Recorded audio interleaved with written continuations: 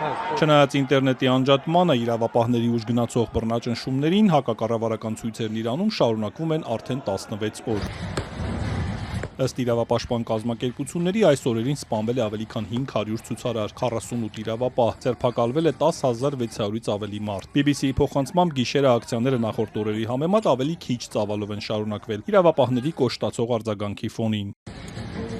Թեհրանից աղբյուրը հայտնել է, որ մայրաքաղաքի փողոցները լի են արյամբ, դիերն այնքան շատ են, որ բեռնատարներով են տեղափոխում։ Թեհրանին մոտ տարածքում արված տեսանյութերից մեկում BBC-ն 180 դի է ֆիքսել, որոնց մի մասը սև պարկերով դրված են գետնին, բաց երկնքի տակ, մինչ հարազատները փորձում են նույնականացնել նրանց։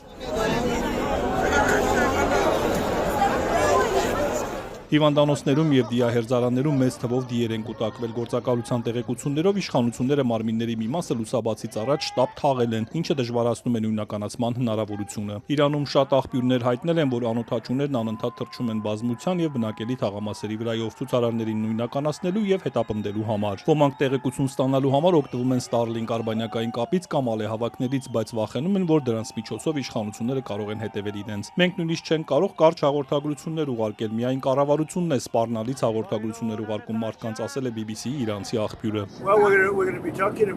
ԱՄՆ նախագահը, որն այս օրերին քանիցը սպառնացել է միջամտել, եթե Իրանը սկսի սպանել ցուցարարներին, երեկ հայտնել է, որ Իրանի ղեկավարությունը կապվել է իր հետ եւ ցանկանում է բանակցել։ Դոնալդ Թրամփը սակայն ասել է, որ ԱՄՆ-ն կարող է քայլեր ձեռնարկել նախքան իրանցիների հետ հանդիպումը։ Նա նաեւ նշել է, որ միջամտության մի քանի տարբերակներ են դիտարկվում, այդ թվում ռազմական, սակայն չի մանրամասնել։ Կարծես սպանվել են մարդիկ, որոնք չպետք է սպանվեին։ Մենք շատ լուրջ ենք վերաբերվում միջամտությանը։ Զինվորականները դիտարկում են դա։ Դիտարկում ենք մի քանի շատ լուրջ տարբերակներ։ Մենք որոշում կկայացնենք։ Թրամփը նաև ասել է, որ կխոսի Starlink ընկերության սեփականատեր Իլոն Մասկի հետ հասկանալու, թե ինչ կարող են անել Իրանում ինտերնետը վերականգնելու համար։ Ըստ CBS-ի Թրամփին զեկուցվել է հնարավոր ռազմական հարվածների տարբերակների մասին։ Wall Street Journal-ն էլ ամերիկացի պաշտոնյաների հղումով հայտնում է, որ դիտարկում է նաև առցանց տիրույթում հակակառավարական աղբյուրների ակտիվացումը, կիբերզենքի օգտագործումը Իրանի զինված ուժերի դեմ կամ նոր պատժամիջոցների կիրառումը։ Իրանը պատրաստ է ինչպես պատերազմի, այնպես էլ երկխոսության, այսօր հայտարարել է Իրանի արտգործնախարարը, նշելով, որ միջամտելու մասին Թրամփի հայտարարությունից հետո ցույցերն ավելի արյունալի են դարձել։ Աբբաս Արաղչին ասել է, որ մեջբերում եմ իրավիճակն այժմ լիակատար վերահսկողության տակ է, իսկ ինտերնետը կվերականգնվի անվտանգության մարմինների հետ համակարգմամբ։ Իրանում իշխանության փոփոխության պահանջով երեկ մոտ 2000 մարդ Լոնդոնում Իրանի դեսպանատան մոտից երթով գնացել են Մեծ Բրիտանիայի վարչապետի նստավայր, որտեղ ցույց են արել։ Ոմանք պարզել են Իրանի նախկին շահի որդու, այժմ Վաշինգտոնում բնակվող Ռեզա Փահլավիի լուսանկարները, որն այսօր զինված ուժերին կոչ է արել միանալ ցուցարարներին։ Մտարանդի արքայազնին շատերն են տեսնում որպես երկրի առաջնորդ։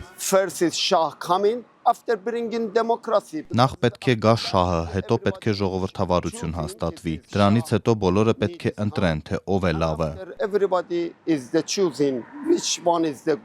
ՄԱԿ-ը, Եվրոպական միությունը աջակցություն են հայտնել իրանցի ժողովրդին։ ՄԱԿ-ի գլխավոր քարտուղարը հայտարարել է, որ մեջբերում եմ ցնցված է ցուցարարների դեմ բռնության մասին լուրերից եւ Իրանին կոչ է արել զսպվածություն ցուցաբերել եւ զերծ մնալ անհարկի կամ անհամաչափ ուժի կիրառումից։ ԵՄ արտգործնախարար Կայա Կալասն էլ հայտարարել է, որ պատրաստ է նոր պատժամիջոցներ առաջարկել Թեհրանի դեմ ի պատասխան ցուցարարների նկատմամբ կիրառված բռնությունների։ Իրանը երրորդյա սուք է հայտարարել երկրում մեջբերում եմ ԱՄՆ-ի եւ Իսրայելի դեմ ազգային պայքարում զոհված նահատակների համար։ Ոչ մի խոսք սակայն ուժայինների կատարած սպանությունների մասին։